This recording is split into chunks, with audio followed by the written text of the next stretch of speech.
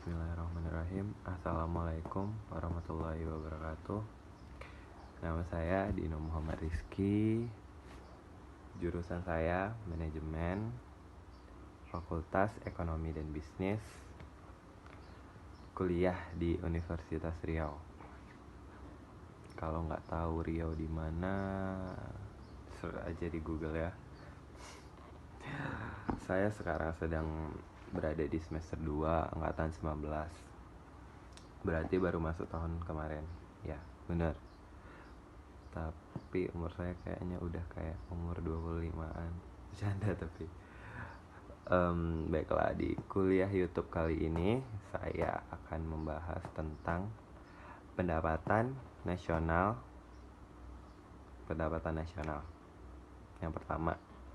Yang kedua, perekonomian tertutup sederhana.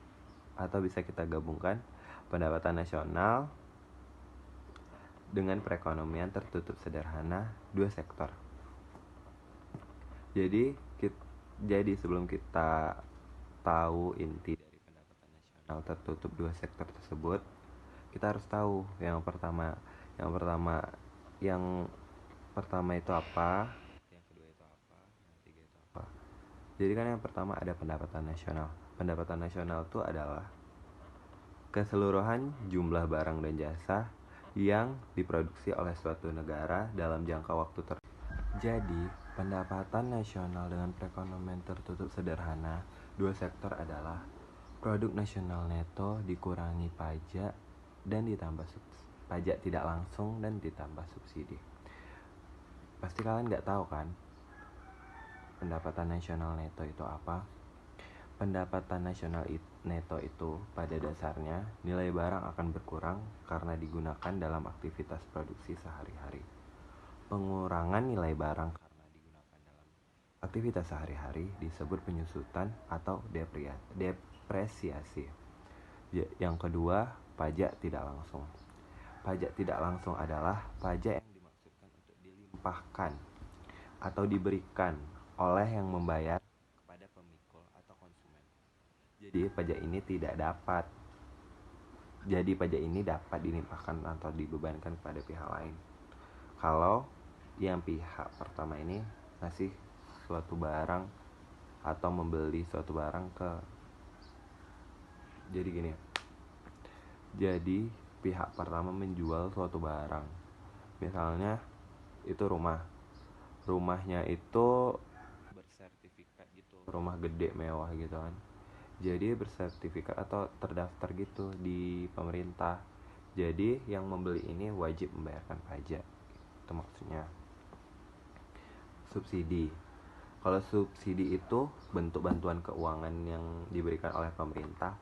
Selanjutnya, alat ukur keberhasilan perekonomian suatu negara adalah adanya peningkatan pendapatan negara tersebut.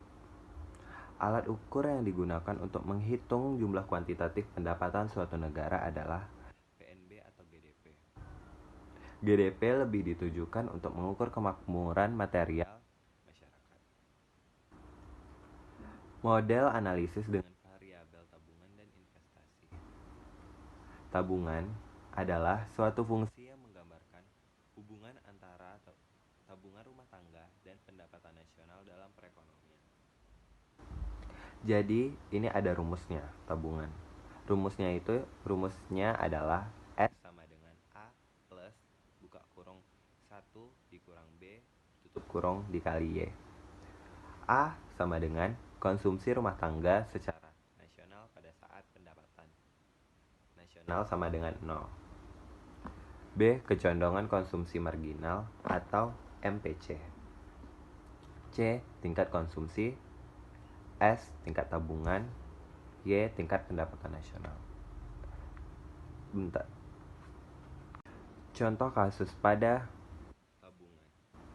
Keluarga Pak Ahmad mempunyai penghasilan 7 juta sebulan dengan pola konsumsi yang dinyatakan dengan fungsi C sama dengan 1 juta plus 0,80 Y. Berdasarkan data tersebut, hitunglah besarnya tabungan keluarga Ibu Tuti. Jadi caranya itu pertama, untuk mengetahui besarnya nilai tabungan S, maka langkah pertama yang harus kita lakukan adalah merubah fungsi konsumsi ke dalam fungsi tabungan, kemudian memutuskan nilai pendapatan Y ke dalam fungsi tabungan. Jadi, C sama dengan 1.500.000 ditambah 0,80 Y. Maka fungsi tabungannya adalah S sama dengan A plus buka kurung 1 dikurang MPC tutup kurung dikali Y. S sama dengan minus 1.500.000 ditambah tutup kurung dulu, berarti kan 1 dikurang 0,80 tutup kurung dikali Y. S sama dengan minus 1 juta ditambah 0,20 Y. Untuk mencari besarnya tabungan S, Ibu Tuti, maka kita masukkan nilai Y ke dalam fungsi tabungan.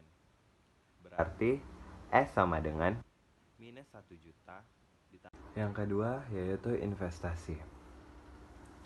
Investasi adalah sebagai penanaman modal, merupakan pengeluaran perusahaan untuk membeli barang dan perlengkapan produksi untuk menambah kemampuan memproduksi barang dan jasa yang tersedia dalam perekonomian. Itu ada rumusnya juga. Jadi rumusnya ini Y sama dengan C plus I. C itu adalah variabel konsumsi, I adalah investasi. Jadi saya akan menjelaskan contoh kasusnya. Nih, dimisalkan dalam miliar rupiah, fungsi konsumsi C sama dengan 20 plus 0,75 Y dan besarnya investasi sama dengan 10.